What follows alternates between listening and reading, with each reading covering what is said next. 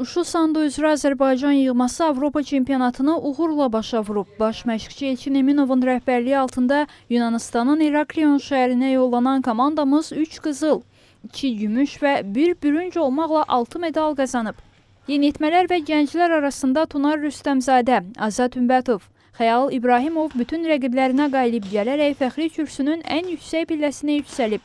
Tunar Kərimli gümüş, Mirhəsən İsmailzadə bürünc mükafata sahib çıxıb. Böyüklər arasında Yusif Azaydi gümüş medalla kifayətlənib. Bu yarışda biz əsas yeniyetmə və gənclərə üstünlük vermişdik. Bizim gənclər arasında idmançılarımız var ki, artıq beynəlxalq turnirlərdə iştirak eləmişlər. Onların biz təcrübəsini bilirdik. Biz bir ay bundan qabaq da Yunanistanın Afina şəhərində keçirilən beynəlxalq turnirdə iştirak edib onları həmən turnirdə yoxlamışdıq və bilirik ki, həmən idmançılar da təcrübəlidirlər, bizim ölkəmizi layiqincə təmsil edə bilərlər. Avqust ayında bizi böyüklər arasında Braziliyada keçirilən dünya çempionatı gözləyir. İndəndən bizim yığma komandamız, böyüklərdən ibarət yığma komandamızın hazırlıqları məşq prosesləri davam edir və biz qarşıdakı yarışlara hazırlaşırıq. Bu yarışda mən 3 döyüş keçdim.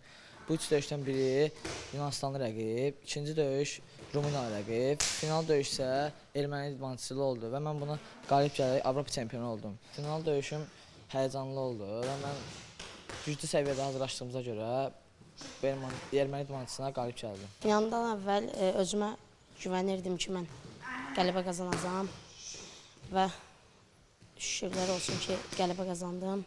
Qarşıdakı yarışlara baxırıq, hər şey əvvəldə qalıb, inşallah daha yaxşı hazırlaşıb, daha yaxşı nəticələrlə başa vuracaq. İştirakım ilk dəfəyə görə yaxşıdır.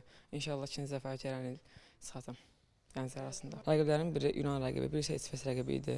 Azərbaycana birinci yer qızıl medalla qayıtdım. Bizi gələcəkdə Balkan çempionatı gözləyir. Ondan sonra isə Moskva çempionatı gözləyir.